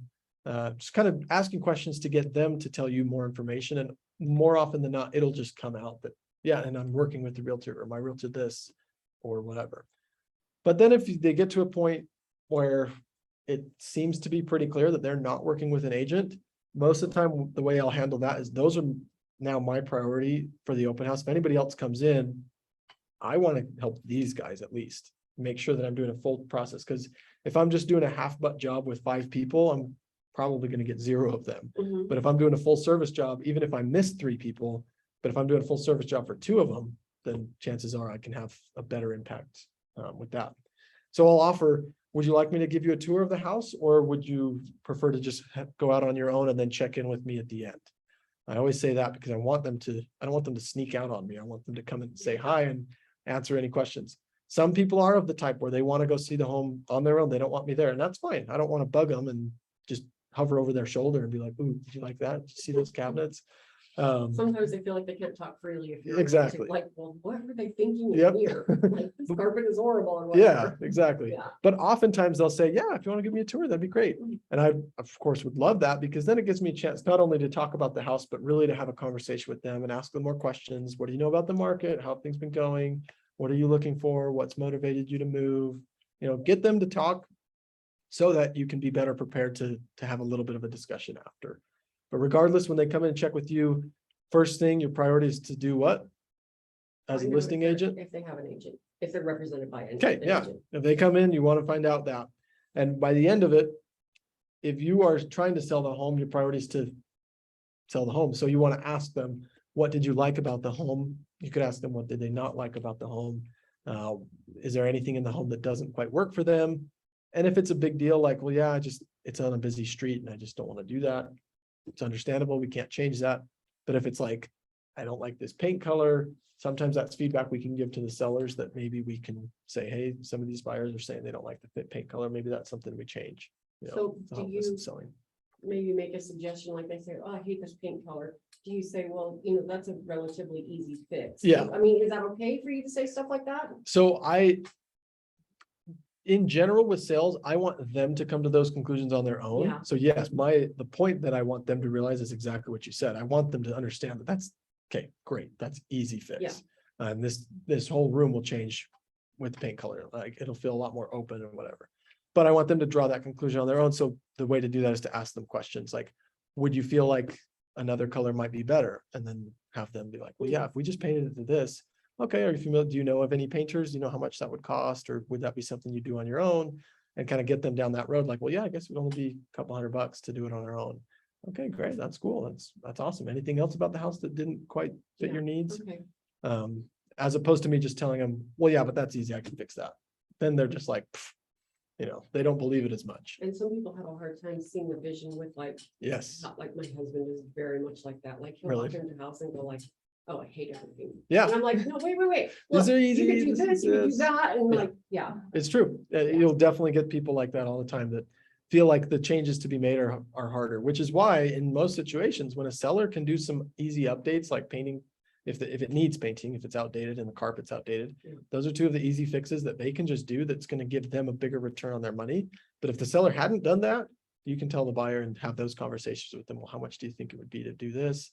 And they may not know. And then that's when you can tell them like, well, for this size of place, you can get carpet for, I don't know, $5 to $7 grand or whatever. Mhm. And they may be like, oh, that's a possibility. So yeah, you can kind of have those conversations with them. But yeah, that's how I would do it. You'd want to make sure to get their information so that you can follow up with them later on. But yeah, thank you for staying extra. I know you stayed a couple minutes. That's totally fine. Stay for the whole time. You're totally fine. With this, so. You're just fine. Thank you for coming. I'm glad that you came and you guys have been very engaging. So I appreciate that. You've been an awesome teacher, Oh, thank Yeah. you.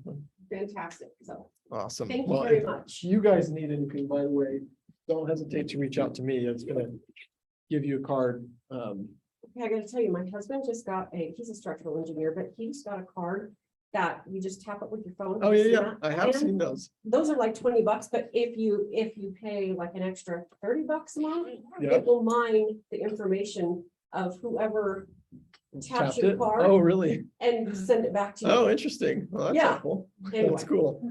Well, thank Not you. so much for him, but might be good for me. Yeah, well, Amber is awesome, so you'll Yeah. enjoy continuing work with her. Okay, Thank you for thanks. coming. It's good to meet you, See ya. Jen. Nice talking. Here's one. Oh, thank you. Seriously though, if you have questions or going about things, I'm always happy to help out where I can. So same with you, Case, and I'll send you my info. Unless I gave you my card already. Sweet. No, I don't think I have it yet. Okay, sounds good.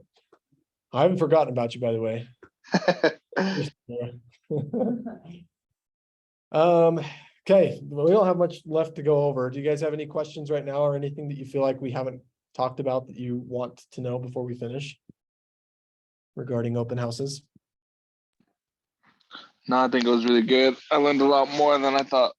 I thought I had a pretty good knowledge of open houses, but this really, I feel like took it to the next level. So Cool. I'm thank glad you. Yeah, absolutely. Okay, all right, Kason, do you want to read this quote? Yeah, the difference between big and really big is how you manage your time and focus. Yes. And I would say focus is huge. If you really know what you're wanting to go after, you can get it. But if you just think, oh, I want to be successful and that's it, how do we know what that is? You know, how does your body know how does your mind know what that is? So yeah, definitely think big when it comes to this, or really big, as Gary says. Okay, so we talked about preparing, we talked about prospecting, and then we haven't talked about pursue really. Once you have people come to your open houses, you can't really have a full conversation with a potential buyer there most of the time. Sometimes you can if it's not very busy, but if it's busy, they'll get a sense of that too, and they don't want to take up your time. And you as an agent also, it's good for you to talk to other people also, because you may be missing out on other potential people that are coming through. So the best thing, in my opinion, to do is to find either to set an appointment with that potential buyer. And I'm talking when they come in and they're unrepresented and they're not interested in that house. maybe we should go with them both ways. If they come in, they have another realtor, you still want to get the realtor's information so that you can follow up with them. But you as an agent, in terms of prospecting, they don't matter to you, right? Like they're already working with somebody. So now when it's an unrepresented buyer, somebody that's not working with an agent already, there's really two ways to go. There's either the way that they are interested in the house, and with those ones, you need to be a little more aggressive quickly, because obviously if they are interested in the house, they've got to put together an offer right away in order to have a chance at securing that home. And so if that is the route, the best thing to do is ask, have you already talked with a lender before? Have you been pre-approved? If they've said, yes, I'm already pre-approved, that's great. You can go on to the next step and finding out what they liked about the house and maybe structuring their offer that way. If they say no, that they haven't talked with the lender, then that's what they need to do first, and kind of put that pressure on them and just say, yeah, this home is popular. If you know about offers and the seller's given you permission to say that we have 2 offers on the table, sometimes the seller hasn't given you permission to say, and so you can't. But you can kind of just tell them, like, we need to make sure that you have an offer in by Monday, but in order to do that, you need to make sure you talk to a lender. Do you know of a good lender that you've worked with in the past? And if they say no, great, I can send you a couple of awesome options that you can talk to. I would recommend giving them a call today so that you can get that started and we can get a pre-approval by Monday so that we can put in an offer on Monday. Does that all make sense to you guys, that little process? Okay, so then there's the option, if they are not interested in the house, where do you go from there? And for that one of the biggest tools that you have is the utahrealestate.com, the listing alerts. I don't know if you've had a chance to use those yet. Lily, no? Yeah. And Leilani, why I almost said Lillian, Oh, you're good. and then I stopped myself. It's not her name, Leilani. Kason, have you used the listing alerts yet? I don't think so. If Okay. I have, then I don't Yeah. know about it.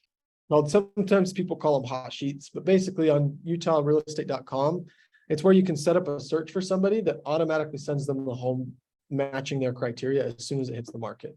That's seriously like one of your best tools to use for a buyer that you can possibly use, because a lot of the websites like Zillow and realtor.com have outdated information. They don't actualize, like they don't update their information as quickly as utahrealestate.com, because that is the MLS. That's like the one true source of finding your home. That's where they're going to find it. And so you want to get your buyer set up on that so that you're sending them properties automatically. And that way, if they have properties they're interested in, they can send it to you and say, hey, can we go see this house? And then you can set that up.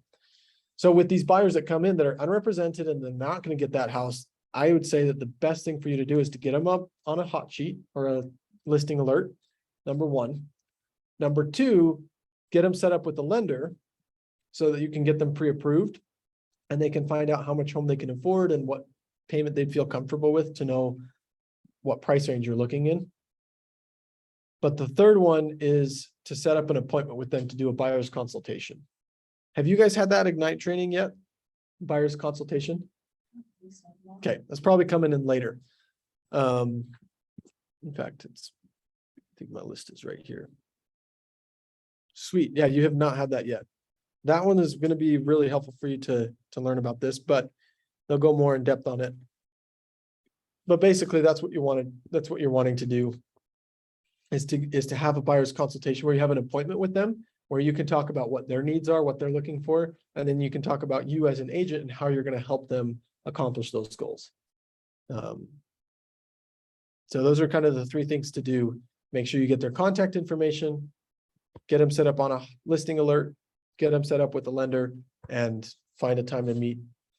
And you don't have to do all those 3 things in the open house with them. If it's popular, like I said, if there's other people going around, at least get their contact information and then tell them, yeah, as soon as I have a chance to later today, I'll give you a call and we'll go over some of the next steps for you to find the home that you're looking for or whatever.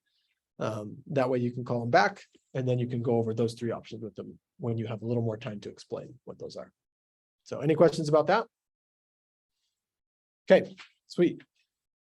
Well, I think that's really all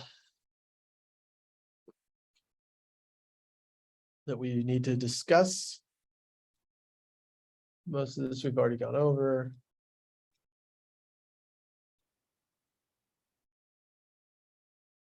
Okay, any ahas for you guys? I know, Kason, you mentioned that you learned more than you thought you would. This kind of discussion. Yeah. What was different for you today? Sorry, what was that? What was something that you learned today? What are some of your ahas? I guess like the questioning, I liked when you're talking about like what questions you would ask to figure out if they are with another agent without asking them, are you with another agent? I wrote down a lot of those questions that you were kind of saying. The thing, like if a buyer like is going through an open house and they don't like you were talking about the paint, you kind of want them to think of ways and how easy of a fix it is without telling them it's an easy fix. I thought that was really good, just so that they can be more aware of like, oh, it's really an easy fix, like it's not a deal breaker kind of thing. And so those are a couple things that I really liked. Perfect, thank you. What about you, Leilani? Anything that stands out for you today? A lot. Yeah? A lot Good. about open houses, but I never really realized like you could have an open house. Well, you can help someone have an open house without having a listing. Yeah, That was a big Huge. one for me, and just like conversation, like, like if they're working, knowing if they're working with an agent or not. yeah, you mentioned. Perfect. Yeah, open houses are fun. And one thing I didn't talk about is if you do have a dead open house, because that's going to happen. Not every single house is going to be as booming and popular. Again, going back to what I said earlier, as long as you know you're doing all the steps to get people there, if they end up not coming, like ultimately it's either one of two things. Either it is the house, usually, or it's the price most of the time, the price where it's listed out. I guess the third thing that could be is knowing on showing time, you can see the statistics of how many showings are scheduled, which is a really good indicator of how much buyer activity is there throughout the whole year. What do you think happens during holiday weekends to buyer activity and how often they're going to see homes? Is it more busy or is it not busy? Because Good question. I know like kids are, I was actually thinking about this. Yeah. Because like for example, like fall break, like are people gonna be out of town, or like is it better to have like a weekend where like? Yeah, I don't remember about fall break specifically. In Yeah. general, though, holidays don't do as well. Okay. And it's really fun to see because you can see that the trend is like this and then a little dip this weekend and then a little dip this weekend, right? So you can clearly see, especially obviously Christmas and, Thanksgiving. So ideal if you can ever avoid listing the home on those weeks, it's better to. But sometimes it's out of your control. Something comes up and they've got to sell quick and that's the best chance you've got. But yeah, that's a fun thing. Those are fun statistics to look at and to share with your sellers if they're considering listing on a weekend, or if they ask you, is it better to list this week or next week? You can show them historically what happens on Memorial Day weekend and is it better to list this day or not? So anyway, that you can find again on, if you go to the MLS, you log into it, on the left side, you'll see showing time as one of the options. You can click on that. And I can't remember exactly how to find it, but somewhere it'll say statistics or whatever, and you can see what the showing activity has been. So that could be the third reason why people don't come to your open houses. Maybe you did list it on a day that was not ideal. So what do you do with your time when you're there and you're not, and no one is coming in? Couple things. Number one, again, I mentioned the video. I do a walkthrough tour of the house for my social media. I like to try to do that either before the open house starts so that I'm not interrupted, or if it's just dead, I can do that towards the beginning. And the second thing that I do is I bring cards to write thank you notes to different people for whatever reasons. Because if someone does walk in and interrupts me writing a card, that's that's really easy for me to stop and attend to them. But if I'm doing calls, that's a harder thing to be like, hang on, let me hang up so I can go talk to this person. Like, I don't like to do calls during an open house. It doesn't work very well. So maybe thank you cards is one. Maybe if you're doing text messages to people, that could work too, because you can pause those. But different activities that will still keep you involved and busy. if you do have kind of a dead open house, because there's nothing more boring than not having anything to do and having a dead open house. Like that's kind of lame. So at least have other things you can keep yourself occupied with that are productive. But yeah. Okay, I think that is it. We talk about. All right, any last questions or anything else that you guys want to discuss? Okay, Did you think of your other thing? yeah, it's just, I don't know if I'm making it more complicated. Yeah, you're good. Like for me, like, I don't know, maybe I just need better certification. So if you're helping someone Mhm. host an open house Yeah, and like, okay, like the agent you're helping is representing the seller. Mhm. and I'm helping that, like, helping, like, they have the open house, people are coming in. Yeah, If you find a buyer at the open house, you could be considered representing buyer yeah, and then. Like, yeah, yeah, that's, 'cause like, I just wanna make sure, like, that's kind of how it works. that's how it right? works. Yeah, Okay. that's really like your goal as an Okay. agent when you're there. Like, I don't want to say your goal. That's like that's one of the biggest reasons why agents do open houses is because we're looking for those unrepresented buyers that I can then represent, whether it's to purchase that home or a different home. Okay. So that's why there's such a good lead generation model, because it's a natural way for people to come to open houses that are already pre-qualified, like it said, like in terms of they're already getting close to buying a house. Uh-huh. Maybe they haven't spoken with the lender yet, but they're hot and ready, Yeah. right?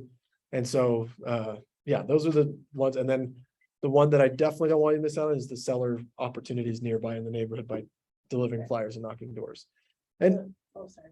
no, I was gonna say, it doesn't always happen where you get calls on them all the time. Yeah. Like, I don't want to go in with the expectation that that's gonna happen every single time. I'll tell you though, especially in a neighborhood that I've done farming, you mentioned you were at the meeting yesterday, right? So you heard me Yeah, talk a yeah. little bit about farming. Uh-huh. I don't know, Casey, did you have a chance to tune into the meeting, the team meeting yesterday? I think so, yeah. Okay, I talked about farming there where it's basically picking one neighborhood and a small neighborhood enough that you can, that there's a high turnover. In my case, it's a townhome community that I used to live in, and that's what I chose to farm. And so that became really easy because over the years, I've had more people call me now. Like right now, I'm currently listing a home that called me just because they keep seeing my flyers and they're ready to sell. And so that's who they called. You know, I'd never met them before, never spoken with them before, but that's who they called. And they're just like, hey, I saw your flyer. I see that you keep selling homes in this neighborhood. Can you help me sell my home? It's like, those are great. Like those feel really good, but it doesn't always happen right away. It takes Yeah, time. makes sense. But I just closed on a home with the exact same thing. They called me because of an open house sign. And as I was listing their home, this next one called me from that one. If that makes sense. So like it's starting to happen more now. Whereas years ago, like it was rare, but it takes time to establish yourself as the person in that neighborhood. But it also doesn't take a lot in terms of sales Yeah. for them to recognize you again and again. So anyway, that's, So another question I have. Yeah. I don't know, like. So if you're like helping someone, an agent, host an open house, Mhm. like, is it considered like coaching? If you're like taking like potential people. Yeah, as that's your client? another Or really I good guess, like, question. I guess like, you know, I guess you have to talk to the other agent. I think that's what it comes down to, because everyone's probably gonna have a little bit different way on how they go about it. Yeah. But I think the majority of the time, if you find that buyer, that's your buyer. Yes, Okay. it's their opportunity in a way, but if Yeah. they're inviting you to come with you, like, or if they've let you go on your own, like, to me, that you're doing the work, so you deserve to get paid, right? That's how I see it. And I think most agents see it that way too. Okay. So, but yeah, it's probably a good question to come to ask them. Like, what happens if I find a buyer? Like, how do you go about that? Because maybe they're gonna say, we split that 50-50, and you may decide that, okay, that's okay, or I'm gonna actually do this other open house because this agent's gonna be more willing to give me the buyer if they come my way. Yeah. So just whatever you ultimately feel is right, but having that conversation beforehand is probably the best thing for you to do. Okay. Yeah. So good questions. And then. Yeah, Okay, so usually, sorry, I'm just. go for it. I'm here for learning you. all- I'm super new. That's great. It's usually the commission, is Mhm. it usually 6%? And then you split it 3 and 3 unless you have like someone go unrepresented and you adjust the. Yeah, commission? usually, so the listing agent and the sellers are the ones that determine the commissions for both sides. Because it's Okay. ultimately the seller that's paying the commission for you as the seller's agent Uh-huh. and for whatever buyer's agent's gonna help close the deal. Okay. So whatever buyer's agent's bringing in the buyer. So that commission is going to already be set if it's not your listing. And it is what it is. And Yeah, you can change it sometimes, but not very likely. yeah. So if they set it at 6%, sometimes it's 5%, sometimes it's 5.5%. You don't know what the seller's agent's getting on their Yeah. commission. You just know what they're offering to the buyer's agent. Right? So on the MLS at the very bottom of the page of the home that you're seeing, it'll say BAC, and that's what you know is that's your commission. It's 2.5% or whatever they put it at. So if you have a situation where you're the listing agent, and so you're helping the sellers determine that, it's all negotiable. You can do whatever you want. The sellers can do whatever they want. There are companies out there that encourage them to do a very low buyer's agent commission. Mhm. But the disadvantage to them, and this is the conversation I have with sellers, is how likely do you think that, or how much advocating do you want buyer's agents to do for your home? And if they're like, well, yeah, I can see that's really important. I want them to be trying to sell my home too. Then you've got to pay up essentially for that. But the thing is, more often than not, the amount that you can sell your home for when you're offering a good buyer's agent commission will be higher than the difference that you would have got if you'd not paid them that commission, Yeah. right? And that's kind of the idea, because you're bringing more people, you're bringing more traction. And anytime you can get more than one offer, the amount that home sells for is usually dramatically more than if they knew that they're just one offer. They're going to try and suck you dry. But if they know they have to compete against another buyer, they're going to try and win. So I don't know if that answers your question. It's That kind of a does answer my long-winded, question. long-winded answer, No, but it makes sense. cool. Well, anything else from you, Kaysen? Nope, I think I'm good. Hey, Melanie? Good. That's everything. Sweet. Well, thank you guys for letting me come and hang out with you today. Again, I'm more than happy to help in any way I can in the future. So feel free to reach out as a resource to you to do that. And more than likely, you'll be seeing my requests on Slack. If you guys are on the Slack channel of open houses, I will have one next week, next Saturday. If anybody wants to already know that they're going to take it, then you're welcome to. Let me know. Sweet, thank you. Okay. Thank you guys. Appreciate it. Thank you so much. Yeah, no problem. See ya.